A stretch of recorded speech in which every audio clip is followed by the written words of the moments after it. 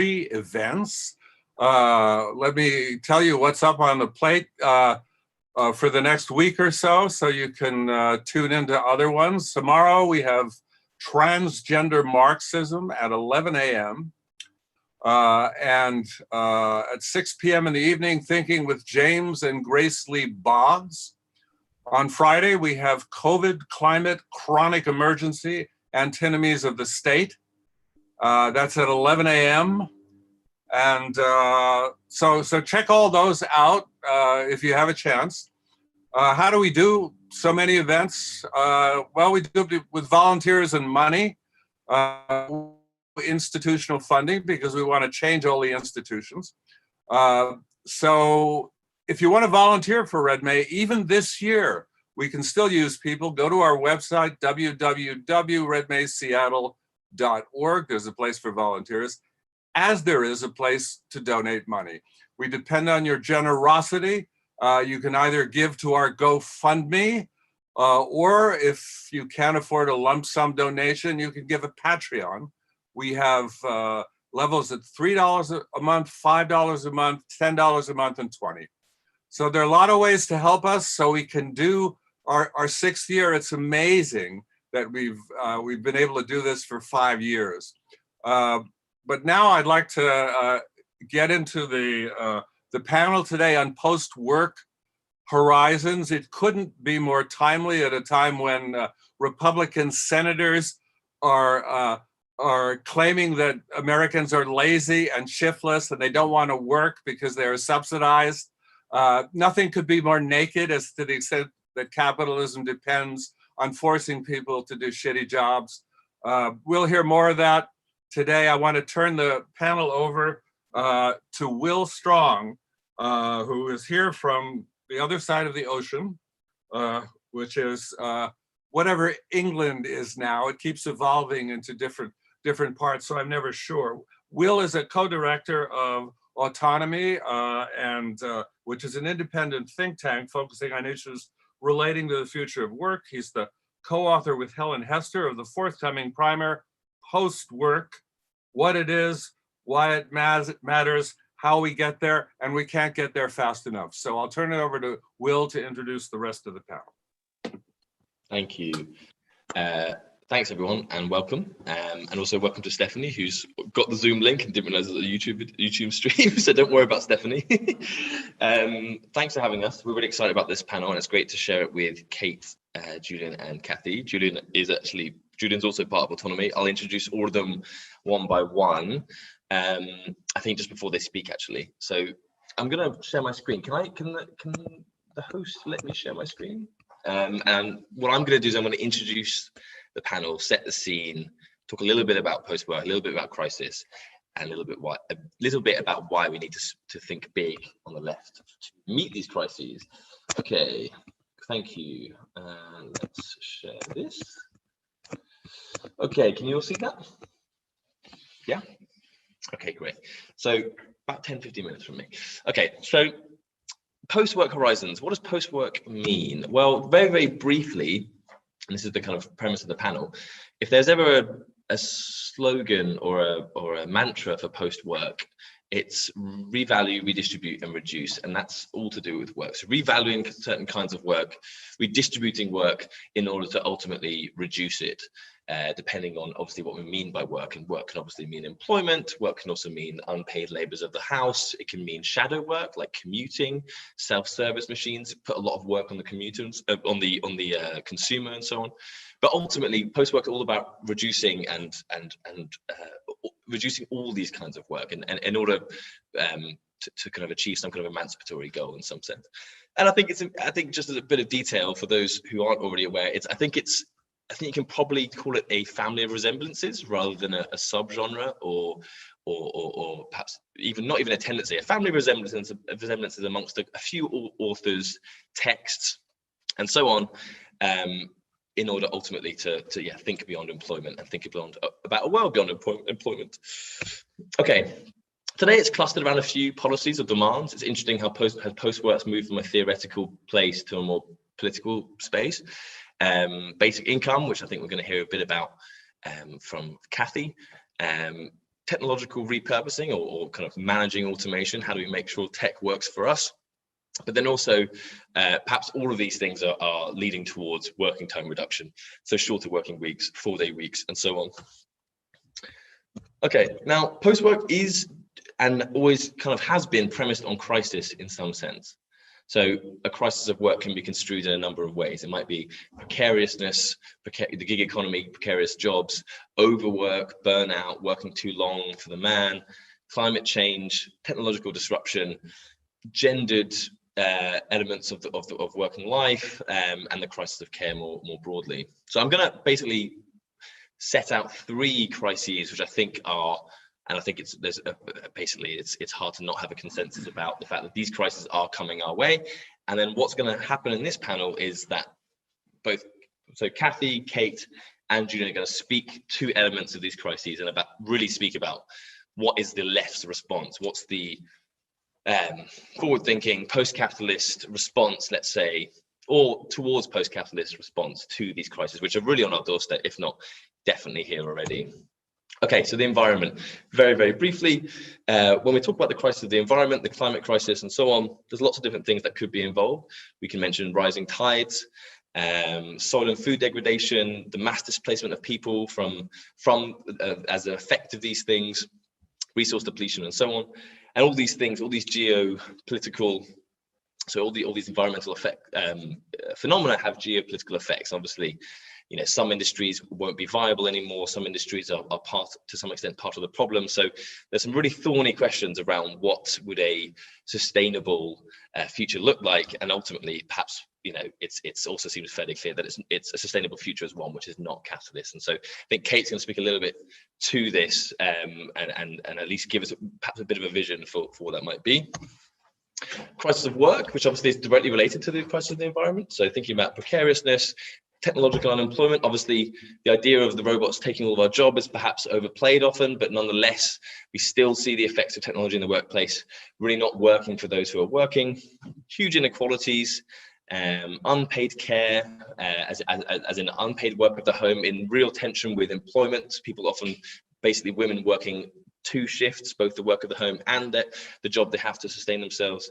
And then ultimately a dependency on the wages system, which has been, historically not been around that long, but ultimately it seems like such a powerful horizon for us that even as the wage deteriorates, and even I didn't even finish that sentence, even as it's less and less able to support us, we still have a dependency on the wage, and that's something which ultimately is leading to a bit of a crisis. And then finally, the crisis of aging populations. So this is something again which is unstoppable, i.e. the populations around the world are going to get older and older. A greater proportion of populations will be over 65, or there's like young olds and old olds, depending on what categorization you want to use. But ultimately, older populations work less. They require care from other generations, creating an intensification of work. But also, older populations should work less. The solution probably shouldn't be one where we're forcing people to work right to their deathbed. So how do we square that circle? Healthcare systems are under strain, and then ultimately, perhaps the real problem is also on a family-based model, because currently, if we exist within a very strongly family-based society, then when we get to old age and there's less of your family around, you can lead very easily to social isolation. Okay, now just a little quick note on left utopianism. I think it's quite obvious that these crises really force us to think big. We can't simply kind of tweak around the edges and make small reform. We do need to have big visions in order to meet these crises, and there are only 3, and there's obviously various others. Obviously, we're living through a pandemic, so there's probably going to be further epidemiological crises coming down the road as well. But these utopias really need to be attuned to the very real demands of these crises. So we can't just, I think it's probably true to say that utopianism is valuable for all sorts of reasons, but really when we're thinking about these crises, thinking big needs to be really attached to what's coming down the line. Now, left utopianism gets a bit of a shtick, as in it gets attacked a lot, and I think as someone who believes that utopias are necessary, I think it's important to push back on that. But digging around my my Marxist library, I did manage to find a quote from good old Lenin, which I'm going to read out in full, which is perhaps often, Lenin and others of that tendency and trajectory perhaps are not seen as utopian thinkers in themselves. But I'll read this out in full. I think it's a good reminder of why thinking big and having utopias is important. In the first case, my dream will not cause any harm. It may even support and augment the energy of the working men. There is nothing in such dreams that would distort or paralyze labor power. On the contrary, if man were completely deprived of the ability to dream in this way, if he could not from time to time run ahead and mentally conceive in an entire and completed picture, the product to which his hands are only just beginning to lend shape, then I cannot imagine what stimulus there would be to induce man to undertake and complete extensive and strenuous work in the sphere of art, science, and practical endeavor. The rift between dreams and reality causes no harm if only the person dreaming believes seriously in his dream, if he attentively observes life, compares his observations with his castles in the air, and if, generally speaking, he works conscientiously for the achievement of his fantasies. If there is some connection between dreams and life, then all is well. Of this kind of dreaming, there's unfortunately too little in our movement. Okay, so with that, I'm going to move to the first of our speakers. That is Professor Kathi Weeks. So no, not Kathi Weeks, Kate Aronoff. Sorry, I'm getting the order wrong. It's important to start with Kate because the environment is fundamental to all the other utopias to some extent. So Kate is a writer at the New Republic. I think I got that right. As well as the author of 2 books, one of which I've consumed happily. The other one I've yet to start. The first one is A Planet to Win. She's a co-author of The Planet to Win, Why We Need a Green New Deal. I believe that's the title. The second one is Overheated, which has just come out. Both are about the climate crisis. Both are about the environment, and both are about why and how we get to a place where these crises are averted and we have a desirable future. Too often, the kind of catastrophe is basically seen as the only option when it comes to the environment. But I think Kate's going to give us a brief outline about what is the left vision for averting the climate crisis. Kate, I'll stop talking. Oh, thanks so much, Phil. Yeah, so I think I really just want to pick up where you left off in talking about why in the climate crisis in particular, which is where I spend most of my time thinking, having if not some kind of utopia, but some sort of vision for what the future should look like is so important. Part of the point I make in Overheated, is that the climate crisis, and I'm not the first one to make this point, but the climate crisis sort of emerges into popular consciousness at the end of the 1980s, sort of after, the zenith of neoliberalism, right? As the end of the Reagan administration, when so many sort of different ideas for what the future could look like have been taken off the table, often violently taken off the table. And that, setting really shapes the way we've understood the climate crisis historically, particularly, in the United States, right? And so when, even very sort of common sense, not at all radical things for, kind of policy measures for dealing with climate seem really unimaginable, right? Even, sort of stringent regulations, right? Even something like the EPAs, it could not pass in 1988, could not, come into being.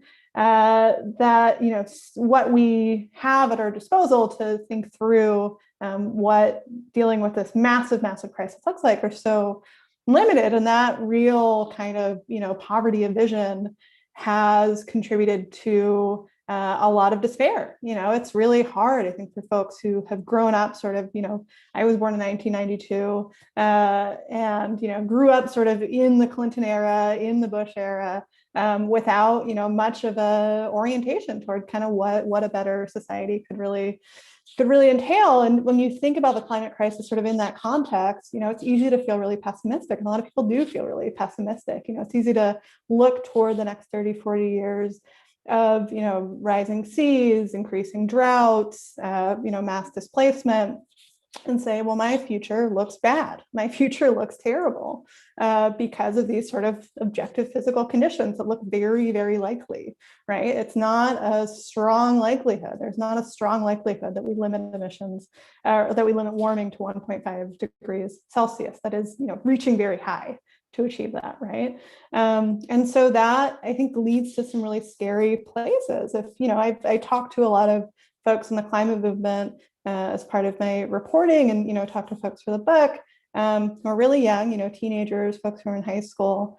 And it's really hard for them to imagine a future that looks exciting for them. It's hard to imagine that, their 40s and 50s could be times of relative happiness, right? That's not sort of what they see. And that lack of a future, is something that I think for a lot of climate activists has led toward activism, has led toward getting involved in social movements, supporting people like Bernie Sanders. But there's nothing inevitable about that, right? There are people on the right too, right, who look at that sort of lack of a future and reached very different conclusions than people who are, joining climate strikes and joining things like the Sunrise Movement. I think most famously the shooters in New Zealand and El Paso both penned these sort of eco-fascist manifestos saying that they were really freaked out about the climate crisis and the environmental crisis, and their response to that was effectively ethnic cleansing, right? And we're seeing this sort of pick up more and more around the world. I mean, Marine Le Pen and the national rallies sort of odes to court younger voters has started putting out, these young spokespeople who are saying things like borders for the environment's greatest ally. And so I think, there's a real need to articulate a vision of the future that is an alternative to that. And that has historically been the role of socialism, that has historically been the role of social movements to put out, a vision for what a good future could look like, which is so important for the climate crisis. And I'll, talk a bit about what that is sort of substantively in a bit. But I also think that the need to have that vision is an organizing challenge too, right? I mean, the sort of amount of work entailed, work in a sort of broad general sense, not a specific sense, entailed to overcome the enormous political opposition of the fossil fuel industry, entrenched political interests that are standing in the way of climate action, the Republican Party, for God's sakes, all of this takes an enormous amount of organizing. And I think it's really hard to pitch people in joining an organizing project that looks toward only what is sort of immediately possible, right? So, it's really hard to go to a 19-year-old who's in college, who doesn't really think that there's much of a future ahead of them, and say the thing that you need to fight for is a clean electricity standard that will reduce emissions by 5% in the next 5 years, right? That's not rallying demand, right? And I think that's why, in part, the Bernie Sanders campaign was so important. It did bring, many people into the work of politics, into knocking doors, phone banking, getting involved in organizing efforts, joining things like the Democratic Socialists of America, and really introduced that because it didn't limit the sort of scope of the demands, right? Sanders, this is not sort of utopian politics at all, but put out a $16 trillion climate plan, right? And I think a lot of folks saw that and said, this looks like it's approaching the scale of the crisis. This looks like something that seems like it would have a credible path toward dealing with this sort of enormity of the climate crisis. And people were willing to go to Iowa and go to Nevada and, really get out of their comfort zone and talk to people on doors and work toward that vision. And that is something that has sorely been lacking. I think the Green New Deal has helped put that kind of politics on the agenda, and that sort of vision sort of in more into the mainstream. And there's different visions, I think, of a Green New Deal, and I'll talk about that in a bit. But I would just want to get into briefly sort of what some of those kind of visionary solutions might entail, and focus particularly on the question of work and what that might look like. So one thing that I lay out in the book, and is not probably news to folks on this panel, is the idea of a 4-day work week. I would could be much shorter than that even, but a 4-day work week has all these sort of, I think, pretty transparent climate benefits, right? Is that people are commuting less to work, offices are running their building systems less, but I think that is embedded in this sort of deeper transformation of what society could look like, right? I mean, the basic bargain in capitalism, as people in the United States and UK sort of experience it, is that in order to live, right, in order to get food, housing, all of these sort of things that are totally necessary for survival, you need to go to work, right? And you need to, work not just one job, but 2 jobs, and much more than the sort of 40-hour work week that the labor movement fought for. And I think sort of more expansive vision of what a sort of low carbon post-work future can look like delinks those things, right? Delinks work from survival, and makes it so that people are not having to work 2 and 3 jobs at a time, but at the same time, and I think this is a tension that maybe we can get into a bit. I do think there is a lot of work to be done, of course, to take on the climate crisis, right? But that can happen in very different ways, and is not at all, I think, is not at all mutually exclusive with working much less, right? And allowing more people to work, or allowing more people to work jobs that are much shorter and much less taxing on their time and more meaningful than the sorts of bullshit jobs that are on offer today. I think I may be a little. I don't know if everyone on the panel would endorse something like a federal job guarantee, which I talk about a bit in the book. But within the U.S., I think that can be sort of a wedge, right, toward setting standards for much shorter work weeks, for wages that can pay people survival wages, and is, I think, I try to sort of situate that again within a sort of very different vision for what society should look like, and for sort of decommodifying survival in that way. And I think that really helps meet like a lot of different challenges that have to do with the climate crisis as much as they have to do with sort of broader trends in economies more generally, right? Where growth is winding down, where we are not going to sort of return to a thriving manufacturing economy of the sort that was on offer in the 1950s and 60s. And I think that gets at some of the differences between different visions of a Green New Deal, right? I think there is a vision of the Green New Deal which is very voiced by some people, which is very productivist, which is sort of looking to return to like a green version of 1955.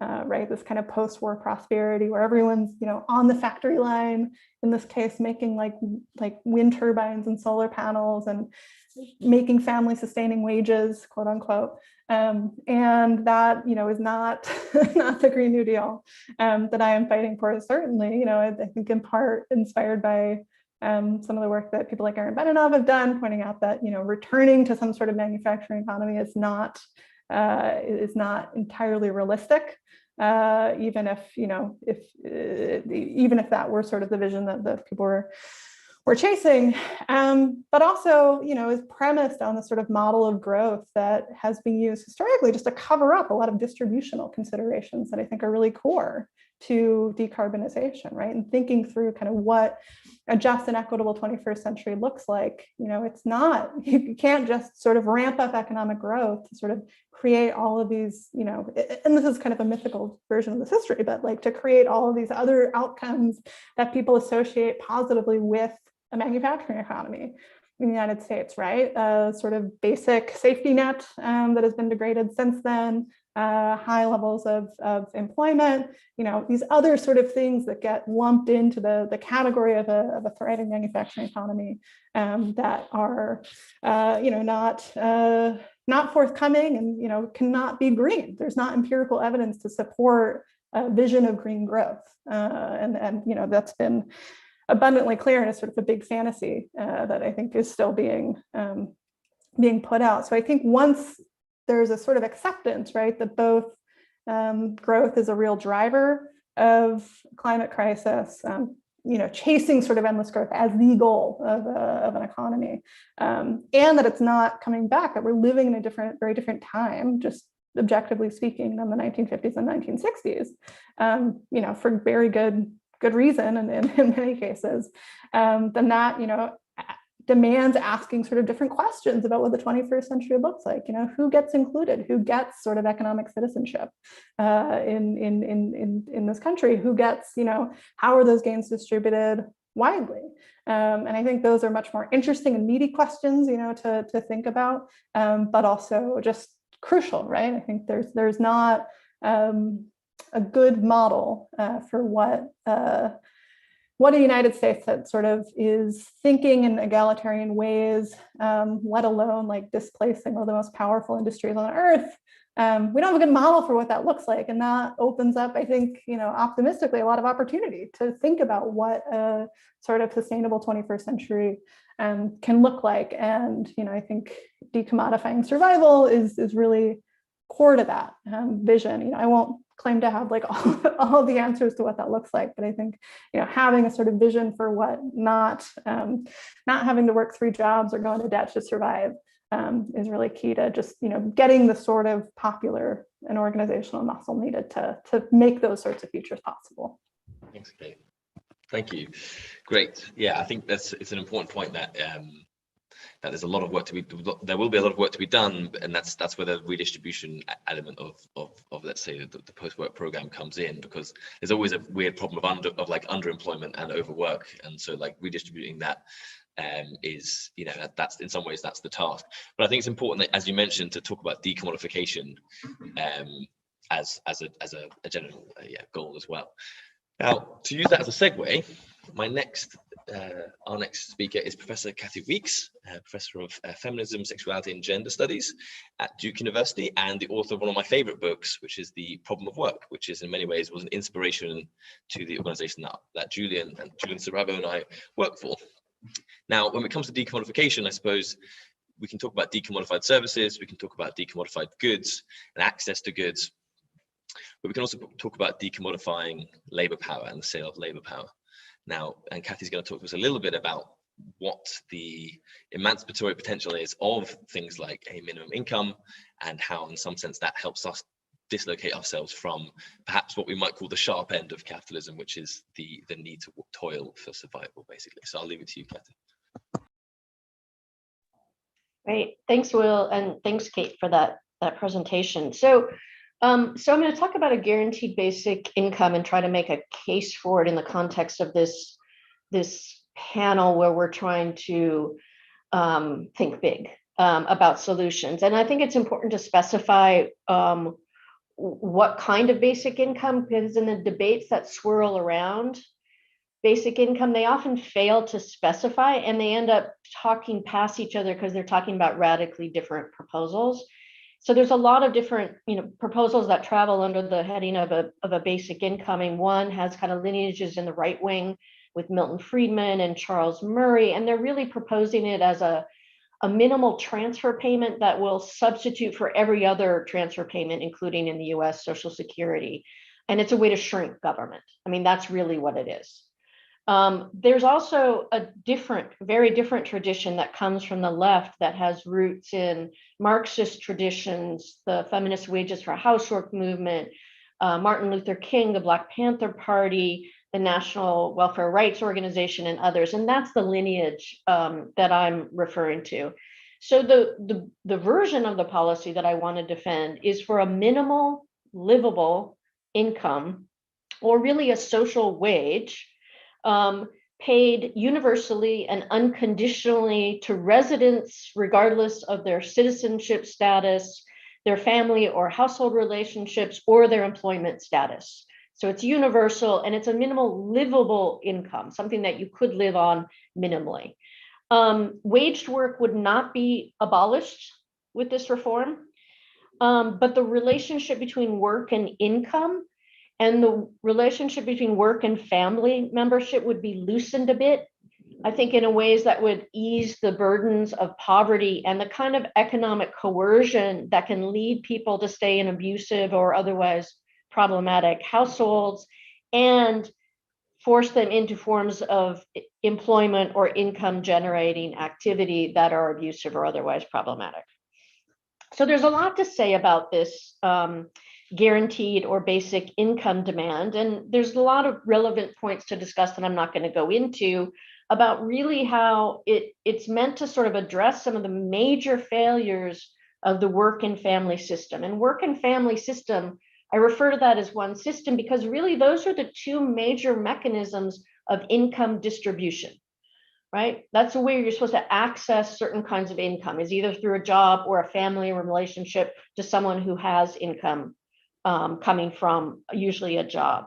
And there's so many ways that these fail people. I mean, so many people are excluded from both work and for families. And there's so many ways that these systems miscount or fail to count our contributions to the economic system, including all of the household-based childcare and elder care that's necessary for what we call the economic system to even function.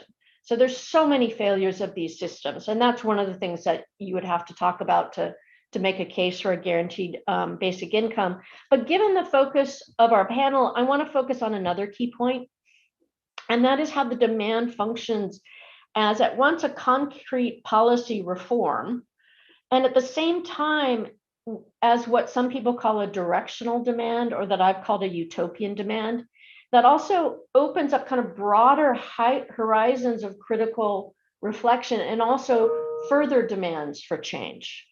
So to put it in the frame of an older analytic, I'm trying to say that the reform is neither reformist nor revolutionary.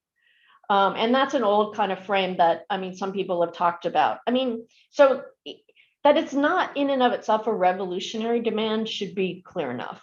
You know, it's really the capitalist wage and family system would not be replaced or necessarily even revolutionarily transformed by this, right? It's only that the kind of, I don't know, the sharp teeth of these systems would be filed down a bit, so making it harder for them to get such a firm grasp on us. So it would provide income to those who are now shut out of jobs, or those whose contributions are not now remunerated with wages or incomes. It would also give people some leverage to demand better job conditions, right? And better family relationships, because they might have the possibility, particularly if they pooled income in some ways, for an exit from either of these options, right? And all of this, I think, is in and of itself really important, but they don't add up to some kind of post-capitalist or post-work vision. In fact, and to emphasize the non-revolutionary character of this demand I'm defending, I really think the reason why it's possible to actually achieve it, I mean, not easily, not in the narrow short term, but the reason I think it's possible is that I think it's the only way that capitalist system is going to survive. That's the only way it can sustain itself with this crisis of surplus populations who are not now within these mechanisms of income distribution. So again, I don't think it's a revolutionary demand, but I also wouldn't describe it as the opposite of that, which is the reformist kind of demand. And the term is often used, and often quite rightly, as an insult to policies that seek to really perfect the existing system, not exit it or not kind of follow a different path through it in some ways. It's a critique of demands that operate within the value system and the accounting logics of the existing system. And this is not, I would argue, the case with the demand for a guaranteed basic income. So I'm claiming that the demand works within or gestures towards a kind of double horizon, right? The immediate, shorter term horizon of a concrete policy reform, but it also enables as well a kind of a broader horizon of thinking and political struggle. And I think that's what makes it different from some other demands. So to explain this, I'm going to cite another tradition from the 1970s that offered a different demand, and that's the feminist wages for housework movement from the 1970s. And they demanded wages for housework. I'm not defending that demand. I don't think that's a useful demand. But these theorists really, they had a really useful understanding of what a demand is and what it can do. And that's what I think is important here. So the wages for housework theorists, and Silvia Federici's work from the 1970s is a good example, they argue two things. And the first is that a demand, so they said wages for housework, and I'm saying basic income, a demand is a perspective, right? It's not just the name of a policy, right? A demand is informed by a critical perspective that makes sense of the demand, right? To understand what are they saying when they're saying wages for housework? What in the world could that mean, right? To do it, you have to have some kind of critical analysis of the system in which housework is situated to understand the claim, right? So a demand is a perspective, right? It involves, the critical perspective that makes sense of the demand, and also the potential critical perspectives that emerge when we debate a particular kind of demand. So it's not just a demand we're talking about, but the process of demanding it. And you have to understand that as part of what a demand is, right? When we explain it, when we justify it, when we argue for it. So this demanding is also about presenting new critical vocabularies, right? Or maybe harnessing some existing ones. So for example, this new critical vocabulary we have of essential and non-essential worker, that's useful. I would use that in some ways to get us to start thinking critically about work, where we can differentiate this and then ask the questions about who's getting paid more and who's getting paid less, right? So what I'm saying is that there's a pedagogical element involved that can also serve to open new horizons of critical theory, right? It's a demand that people also interrogate how the basic system of work now functions, such that we would be led to, some of us, to demand a basic income. So it's a perspective. The second thing about a demand is that this goes back to wages for housework. They said it's also an organizer of power. It's a demand for power, right? What does that mean? It means itself that the demand itself is not necessarily the goal. It's a step, right? It's part of the point of demanding wages for housework, in their case, basic income in my case, is to demand the resources and material conditions from which to sustain our struggle for further demands, right? It's a step, it's not the end point, right? It's a war of position in some ways. We're trying to get the time and money necessary to think and struggle for further better situations, demands for more beyond this, right? So once we have a small taste, a little bit of freedom, a bit of leverage against employers, a possible exit from abusive living situations, we'll have more time and space to cultivate new desires and new ideas and new demands. So, that's how it was understood, right? As a step and not an end goal. So with this understanding of what a movement demand is and what it can do, I think we have to expand our understanding of the time of activism and its fundamental purposes and what counts as success or failure of this project of demanding. So the basic income is not a simple win or lose reform. It's going to take ongoing struggle to get it in the form where it's going to serve our interests, right, as an unconditional, minimal, livable social wage. So to explain what, as I see, as the broader critical and imaginative horizons it can open up, I want to contest it to some other demands, just very quickly, that are sometimes offered as alternatives. And the first is one that Kate mentioned, which is a jobs guarantee or full employment. And the second is for some kind of demand for expanded government services or expanded safety nets for people. And I'll just say two things. The one is kind of snarky, but here you go. It's very amusing to me that the word utopian meant as an insult is often hurled at the defenders of basic income, when, as I see it, at least in the US context, and I think this could be very different in other national and political contexts, I see these two demands as far more impossible and out of touch with current trends. So there's that. So what's utopian here in the bad sense? But more than that, I think the demand for basic income is based on and enables a far more critical take on the existing work and family system. Why would more bad jobs be the answer or a good outcome to the problems that we face, right? What's the critique of the temporary conditions, the terms of precarious and miserly employment contracts to which more jobs is the answer? Right? I think really you have to where's the critical potential in that demand to give us more of what I think is essentially a problem in some ways? It doesn't mean that you couldn't add in, well, we want better jobs too. It seems like a hard take to make sure that that gets attached to this demand for more work, that it's also a demand for better work. With basic income, I think that there's more going on. There's a kind of anti-productivism at its core, which I think makes it radically different and far more generative than other critical perspectives. When I say it's anti-productivist, I mean that there's a kind of critique in it that work, I mean, it's refusing to accept that work is a source of dignity, that work is a humanizing practice, that privileges work as the way that we're going to make a social contribution. Because I really don't think those true of the vast majority of work. That I don't think it allows you to make a social contribution. I think it actually is doing active harm most of our jobs, right? And I don't think it's dignifying, and I don't think it's humanizing. So that's one thing. And then second, and this goes to the alternative to government services, a key demand of the demand for basic income is that it's also a demand for a kind of autonomy. And I don't mean autonomy as a kind of individualism, right? I'm going to have my money and I'm going to go over here in some ways. And here I think the history of the National Welfare Rights Organization in the 60s and 70s in the US is really instructive, because universality was key for them, right? They refused means-tested programs as demeaning and mechanisms to divide the so-called worthy from the unworthy poor, the abled from the disabled bodies in some ways.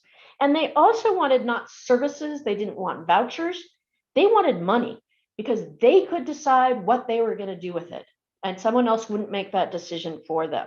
So I think my last point is that what some people see in basic income is a kind of demand for atomism or individualism, where individuals would receive money. I actually see it as anti-paternalism. And I think that's something to add to. I'll just make one more point. And I want to echo something that Kate said that I think is really important for this panel and the kinds of ideas that we're offering. So the liberal line is that reformism, this kind of pragmatic, small scale reformism is the way to build broader constituencies, right? That radicalism is off-putting in some ways to people, right? And so you want to try to keep things, mild in some ways. And that is just not true, right? That is just not the case. And I think Kate's example of that 19-year-old who feels that they don't have a future, right? And doesn't think that is going to be inspired or made hopeful or made empowered by some small tinkering. So I really do think it's a false thing that radicalism is off-putting to people. I think radicalism is exactly what we need to inspire and empower constituencies to try to change the world, even if it's reformism with a different horizon. So I'll stop there. Thanks, Kathi. Yeah, I think it's an important point to make, and I think proponents of post-work don't make it enough, that the dirty secret of a lot of pro-work positions is really that modern work in its industrialized and standardized form and routinized form, even those jobs which are part of a purposeful organization or perform purposeful, let's say, socially good things, are basically always split up, standardized, routinized, and ultimately can, they to some extent are doing, have become purposefully dehumanized. And that's important point to make. There's the kind of humanist ideal of a kind of perfect circle between what you do and who you are it's baked into a capitalist economy to make sure that no job is unique to a particular person. No job is exclusively essential in the sense of forming part of the essence of a single person. The point is that you can hire and fire anyone just to get into the majority of roles. And actually, there is a history of destroying artisan and craftsmen and women's livelihoods in order to break their power, right? And so the whole point of standardization and routinization is baked into economy. So when people talk about skills and employability and training, or they talk about we should bring back the good jobs, it's kind of a misreading of how capitalist economies work, which is to basically precisely provide jobs which provide no meaning because they are routine, meaningless jobs. I think that's an important point to make, even if we do require new jobs as part of a green push, right? That it's just ready to recognize that is what work is on a huge industrial scale. Therefore, you need that life outside of it in order, if we're going to have some kind of, a future which recognizes people as being, people with desires and capacities and so on. And that's why the 4-day week, as Kate, or the shorter working week is a key part of that. But thank you, Kathi, for expressing the case of basic income, long and medium and longer term. Okay, right. So for the remaining 15 minutes, before we get into, we want to have a chance for discussion, some questions are already coming in. We now shift to a different topic, which is basically aging, family, and related issues. And Julian, who is Autonomy's director of our urban branch, who's an architect and a theorist of the social infrastructures, and I'm very proud to have him here on the panel with me. Let me unmute. Why don't you mute? Oh, you've muted. Okay. So thank you, everybody. Thanks, Kathi. Always a really tough act to follow. I'm going to speak about aging and I guess what the promise of aging is for a post-work future. So the first point I really want to make is that we need to stop asking what the left can do for aging and to start asking what aging can do for the left. And what this means is that there is a lot of lately one hears a lot that we really should be thinking about age and aging almost in almost sort of a moral imperative to do so. When instead, I think what we need to start doing is start identifying the issues that aging and the aged bring up as opportunities to reimagine left-wing demands. I summarize that in the sentence that your grandmother is a revolutionary subject. But what that sort of means, sort of in a more fleshed out form, is that really that really the crises in which aging and the aged find themselves are actually asking the right questions, looking to post-work identities and relations in particular. So this is for three reasons. First of all, that old people, at least sort of in the current formulation and perception, are very much an invention of capitalism, and in particular of the wage and waged employment. And I guess we always assume that an age-based system is somehow grounded in a scientific understanding of what constitutes an old person, when actually, if you look at the history, the development of wage labor was actually what provided the economic and political infrastructure for the emergence of subjects such as the elderly. And in reality, that definition itself has been shifting along with the needs of capital. So 1 year you're old when you're 63, but actually sort of if GDP asks for it, all of a sudden you're old when you're 67. So what does that what does that tell us, I guess, about definitions of old and elderly?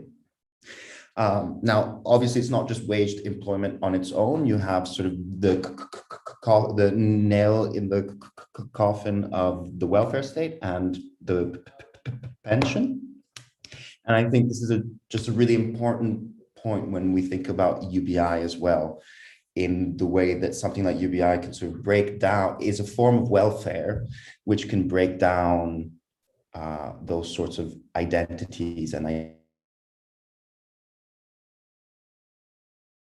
who is employed, who is unemployed, who is, let's say, of working age, who is not of working age. And this relates very closely to my second point about the work ethic, because it goes deeper than just waged employment and a sort of direct relation between your economic, your sort of economic status within the workforce. This is actually I mean, the truth is that in Western society, work is intimately associated with our deepest understanding of our value as human beings, and in many instances, it's the very ethical justification of our existence. So when people are or used to be forced into retirement, it happens less and less actually. They have been confronting serious problems of identity. And that problem is exacerbated in the event that they continue to reside in the same setting. So the work ethic does not just sort of devalue the identities of aging adults, it also sort of provides the ideological means for their pauperization. Essentially, the logic that justifies this is really bound up with the work ethic, and it can be explained as almost a punitive mechanism to regulate surplus labor with subsistence level pensions. So in this sense, I think we always need to keep in mind that sort of to address the issues of elders, we need to undo the work ethic first, and this is important for a post-work project. Point 3 is about post-family, and as Kathi said earlier, there's a really important nexus between family and work. So Kathi was discussing it as a sort of means of distributing resources. In this case, for me, I think of it also as a source of identity and purpose. And some sort of theorists and thinkers I found very sort of enlightening in all this are people who are starting to think of aging subjects as queer subjects, in the sense that older people are sort of figured in the cultural imagination as existing outside of mainstream temporalities, standing in the way of the promise of the future rather than sort of contributing to it. So this idea of sort of what is called generativity, or what we could call reproductivism, I guess, is this idea that if you are not sort of in a position to regenerate, or if you have not regenerated at some or reproduced rather, you don't really have a place or an identity. So I think it's really important to always keep that in mind, because as a larger portion of the population ages, we're going to have to think about what the opportunities for intergenerational encounters are outside of the normative models of the heterosexual family, which is I guess sort of which sort of leads me into my last point, which is that we need to think about breaking free of domestic isolation more in general. I'm just going to just because this is a talk about post-work imaginaries, I thought I'd spend the last sort of few slides with some of our not ultra utopian, but still some of the things that we've been imagining, and these are sort of intermediate spaces of community health and mutual care, which we've been calling long-term care centers. but they really sort of mix services for workers without distinguishing whether sort of between paid and unpaid care workers, but also many services simply for communities, obviously with a particular attention to the aged. And there is a sort of strong accent on leisure and sociality, and again, sort of breaking free of certain domestic experiences, such as cooking alone or taking care of our bodies on our own. And my final slide is just sort of demonstration that some of these ideas have had traction. This is sort of the right-wing media here in the UK picking up on our report, and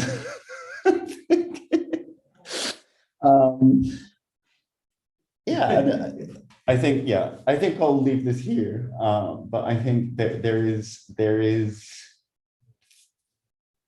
something about saunas, I guess, that sort of bring all of these ideas about sort of whose body can legitimately occupy what space, which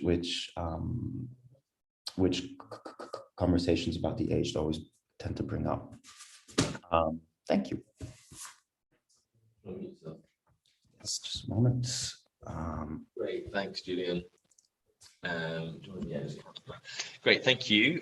Three very different topics, but they're all kind of related. The future of care is also the future of work, the future of industry. We're going to have a more caring-based labour market, which is something which needs to be, in some ways, the aging crisis and the environmental crisis kind of overlap in that sense. Care work is green work, it's low carbon work, and we're going to need more of it. But nonetheless, as to pick up something Kathi was saying, you know, and what I said before as well, that we shouldn't be under any impression that care work is always inherently meaningful and fulfilling.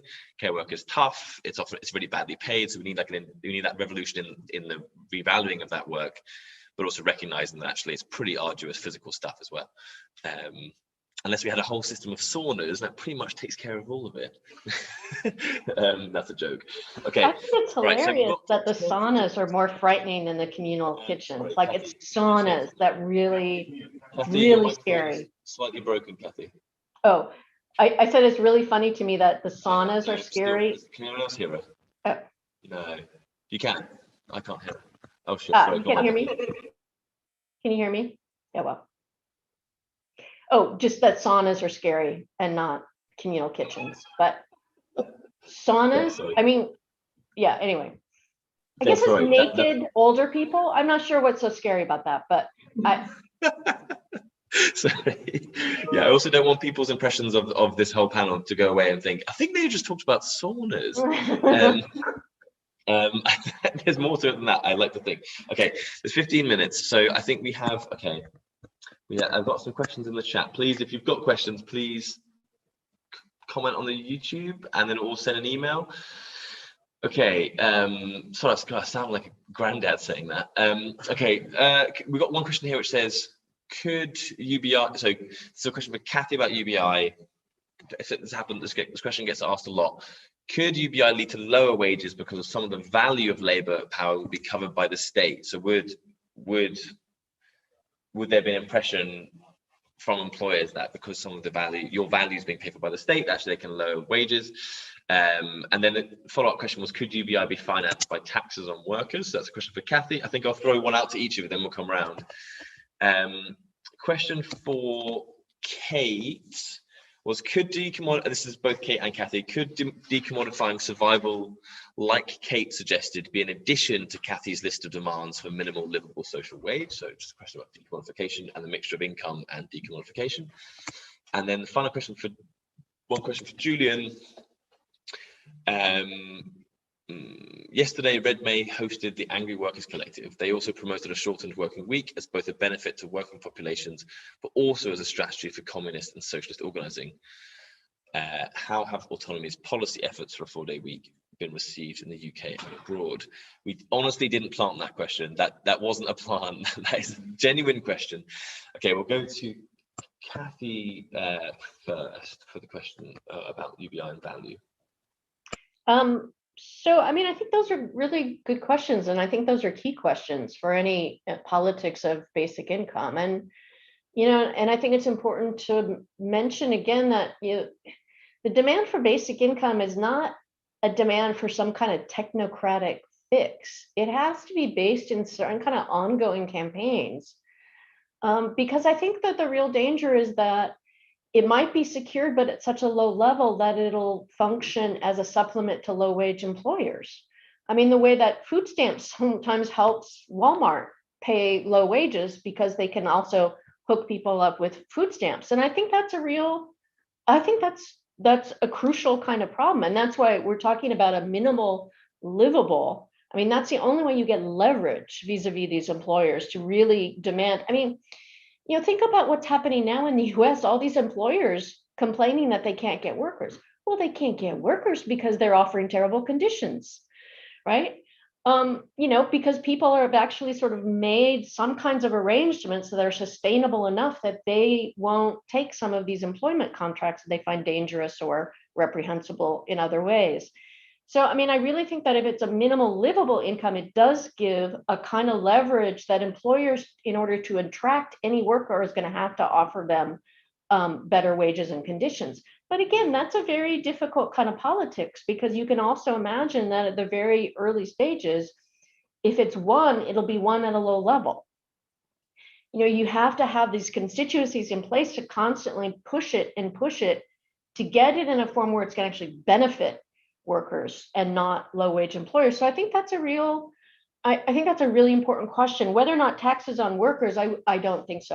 And I think there's plenty of money to fund it in other kinds of ways. So I wouldn't want to put it on workers. And again, part of this is a way to kind of, and I love the way that Julian was talking about old age as an invention of the work system. And I want to try to think about ways to break down some of these distinctions between old and young and unemployed and employed in some ways, and asking the people who are in waged employment to fund you're imagining a surfer, because some people were out there surfing. Actually, the person is actually taking care of young children. But anyway, let's say it's a surfer, then that's going to breed certain kinds of resentment. And again, I'm thinking that most people in this system, if work is everything that everyone says it is, right? If work's going to love you, if work's going to be the source of your humanity, wouldn't most people want to work? And certainly to supplement whatever minimal livable income that they have. So I wouldn't want workers to pay for this. I mean, I think capital has to pay in some other way. So thanks. Thanks, Kathi. Kate, pick up anything you like. Yeah, I think the question was on sort of is a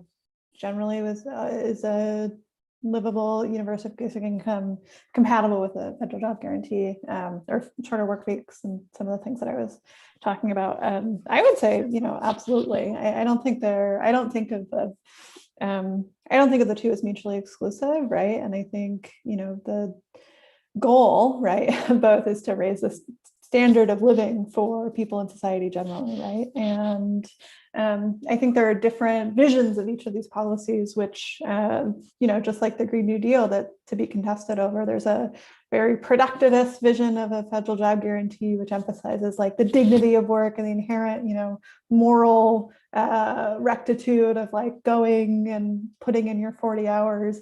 And there's a very individualist UBI, which says, take your little voucher and go out on the market and get healthcare. So I think the sort of through line is like democratic contestation, right? And that it will be, a fight to make either of these things happen and to make them good. And I would certainly love to live in a world where there is a UBI and there's a federal job guarantee. And I think that, serves what I see as like a big value add of a job guarantee, which I would agree is a pretty utopian demand in the United States, certainly, and it comes out of some socialist thinkers as well, sort of out of the Black freedom struggle. But I mean, I think that this sort of through line is just that yeah, making any of these things happen, making any of them good is sort of up to, what the pressure is on them. The demand itself really only does so much work, and sort of the struggle for it, I think, is what really makes the difference. And I just want to say something briefly on saunas, which that I do talk a little bit about saunas in my book, actually. And it's funny, just given what you what was that, like an Express or Daily Mail headline or something, because in Iceland there's a sort of expansive network of saunas that are really core to like civic culture, and are a part of the sort of democratic fabric of society. And so I think that more saunas, I would say, for all. Thanks, Kate. Yeah, Julian could go on for many hours about the old bathhouses, the system of bathhouses there were in London, and how that was a key part of social infrastructure. Again, I'm loving how this has become a discussion point. There's on the 4-day week question. Thanks for asking it, whoever did that in the chat. Yeah, I think what's interesting. I think one thing is interesting to say about the shorter working week as a campaign. There is a 4-day week campaign. There's autonomy, which provides a lot of the research ballast and coordination of certain things. I think what's interesting, I don't know if this is a controversial thing to say, is that there is quite an orthodox view that the only ideas that are true to post-capitalist struggle, or the only ideas that are true to socialism, or whatever, come out of kind of spring out of the minds of people who work within that particular industry, or just basically workers somehow at the grindstone. And the idea that sometimes they get a lot of flack from proposing ideas like the shorter working week, which haven't really been discussed at the mainstream level for a long time. And I think what's interesting about the shorter working week campaign and all the other organizations and groups that are popping up around it is that there is a genuine pipeline from something which is gaining huge traction politically, and again, more trade unions picking it up and so on. There is a pipeline between the ideas being out there and them being picked up in people's workplaces and being fought for, basically. I think that's an interesting, it's a comment about really about how ideas and practice kind of come together. And I think it's kind of shown me, at least, seeing the trajectory of the shorter working week, that comes from all sorts of angles, but not necessarily one which has, for example, in the case of organized labor, it's not the case that, for example, it's come from the trade union movement necessarily this time. There are key trade unions like the Communication Workers Union and others who have been doing this, but often not really that publicized. And it's been other organizations and actors who've really amplified this, and then it's now been taken into more workplace struggles. So I think that's quite an interesting series of events, and I think it tells us something about the nature of society today, that actually there's actually quite a lot of osmosis between everything from online discussions to kind of like street movements and all sorts, that actually it's a bit of a mix, and in some sense the 4-day week has been a culmination of different strategies. And I don't think we should adopt one orthodox strategy about how to get something onto agendas, basically. But it's going well, in short, in the UK and elsewhere. In Iceland, for example, I mean, no one knew this. In Iceland, they've just run a 5-year shorter working week trial across the public sector. And since that trial, which has just been finished, and Autonomy are publishing the results of what's happened in this trial, childcare services and so on. Since that, the major trade unions have now negotiated shorter working week contracts for 86% of the entire working population of Iceland, which sounds like that sounds mental, but it's true.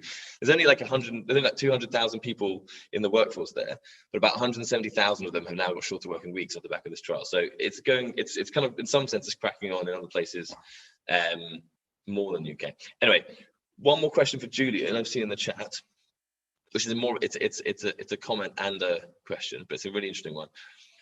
This is for Julian. Fascinated as a 76-year-old person by the transition from a lifetime of being beamed mediated images of being happy and young to an old age that offers either isolation in a room or segregation by age in a quote unquote retirement community, but no image of intergenerational life.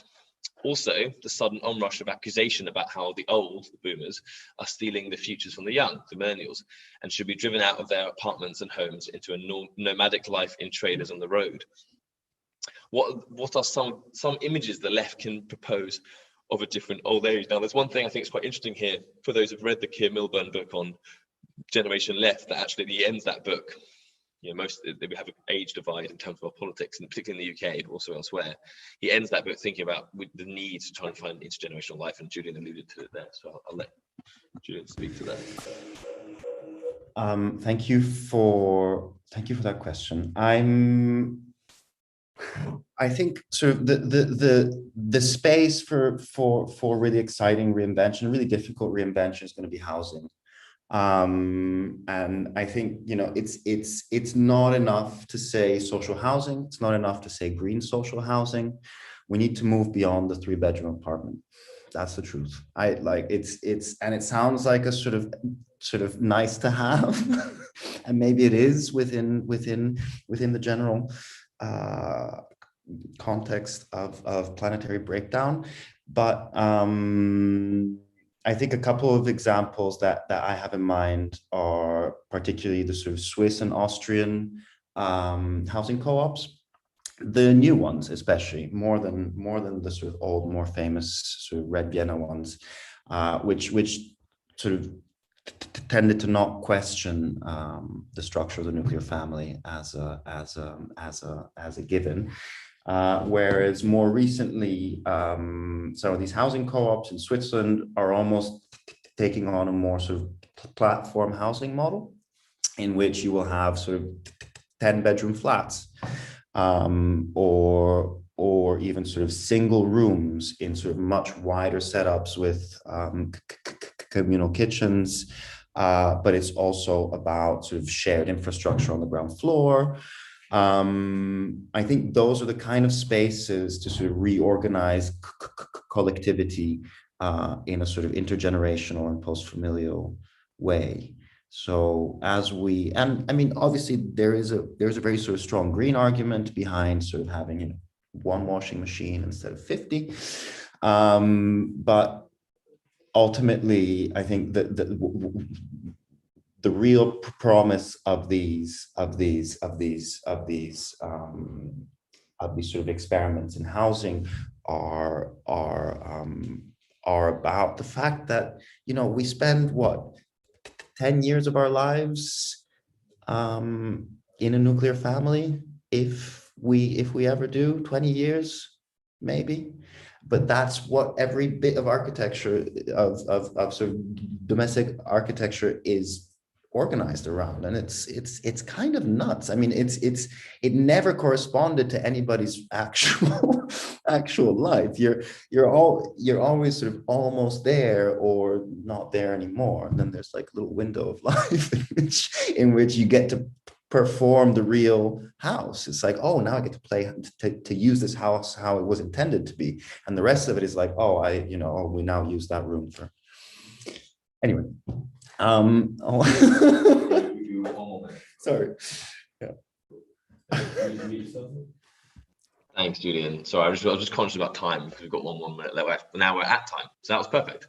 I want to thank Kate, Kathi, and Julian for those amazing interventions. I think there's wide-ranging crises, and there are wide-ranging solutions. Obviously, we couldn't cover all of them, but I think we've got a bit of a flavour of actually there being, you know, a spectrum of concrete to slightly more abstract, but nonetheless important direction of which we need to wait. I don't need to stop now.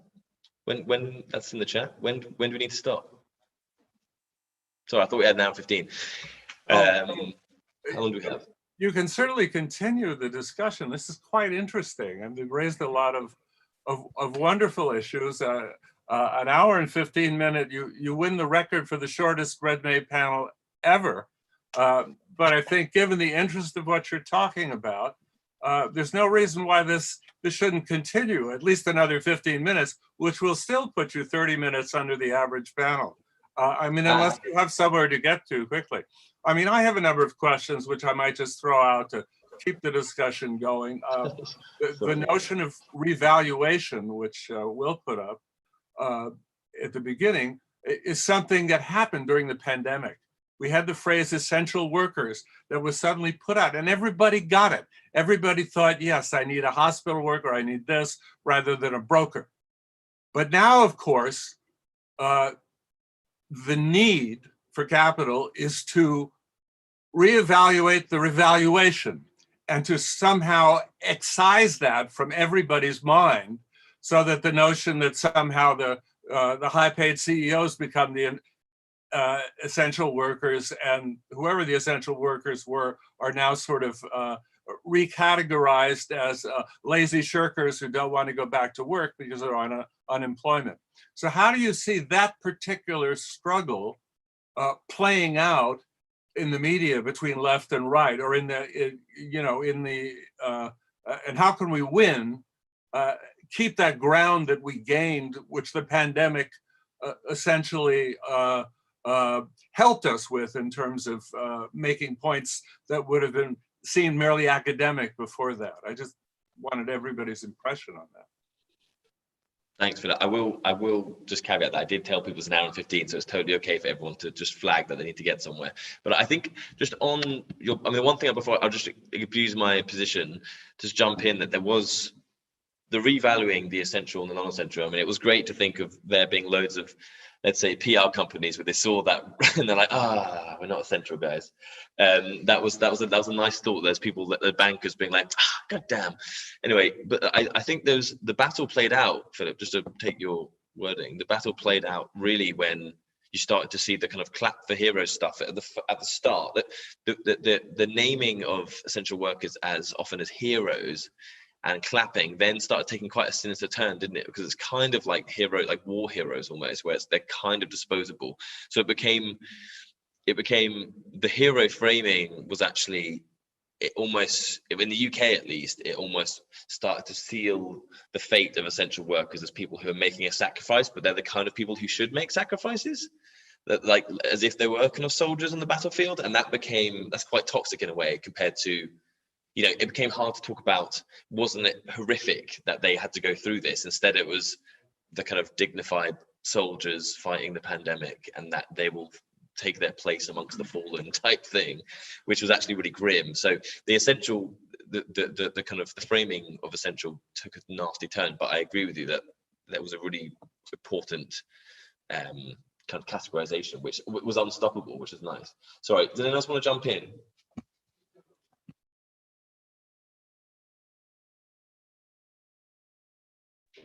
Well, I'll say something. Just, I mean, I wonder how much. I mean, it'll be interesting if who falls for this. You know, the recent, you know, claim that now these essential workers are shirkers because they're not taking these restaurant jobs or other kinds of jobs, and people, you know, these you know, heroic business people who are out there trying to have somewhere for us to go eat are not able to get employers. I wonder if that's going to work. I mean, I guess it always works at the level of, you know, federal policy and that kind of thing. But just like, you know, it's been interesting just in sort of popular media, how few people, you know, how easy it is to see right through that. I mean, I guess whether or not we, you know, we can see through the ideology to a clarity about what's going on there, maybe that makes no difference as long as they can get whatever policy rammed through that they want in order to get their low-wage workers.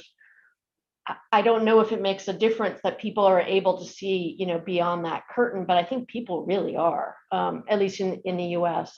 Again, whether or not that makes a difference, I don't know. That's Kathi. Philip, you're on mute. You're on mute.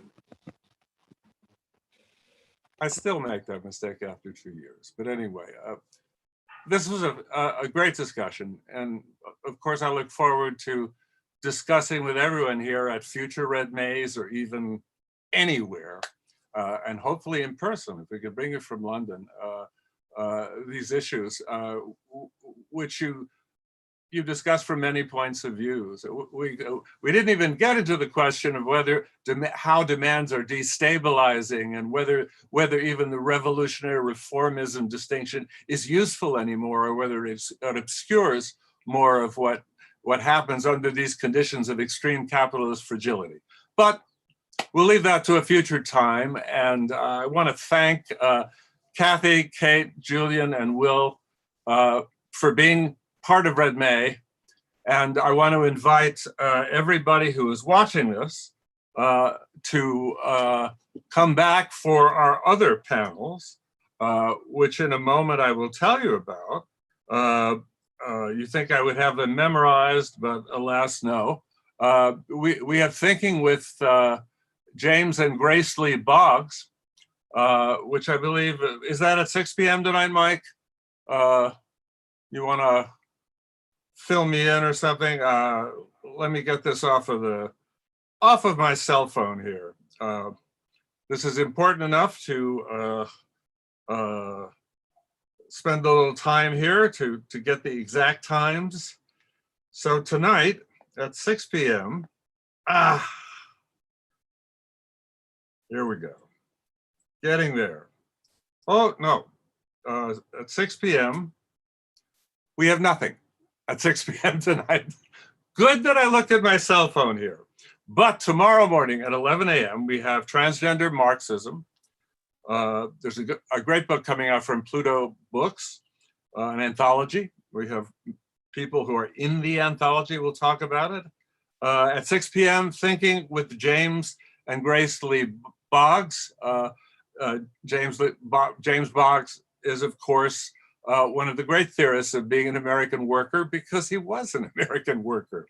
And then at 11 a.m. on Friday, we have COVID. COVID, climate, and chronic emergency, antinomies of the state, with Alberto Toscano, Andres Malm, Ansel Japay, and Ajay Singh Chaudhuri is the moderator. And then at 6 p.m., Fighting for Their Own Servitude, a famous quote from Etienne de la Boétie, a friend of Montaigne, with Jason Reed, Robin Marasco, Warren Montag, and Assad Haider, all favorites of RedMay. So do come and join us on at our other events. Check out our website, www.redmayseattle.org. Volunteer, we need your help to keep putting this on. And above all, please give us some money. Thank you, and we'll see you later. Yes, guys, thank you.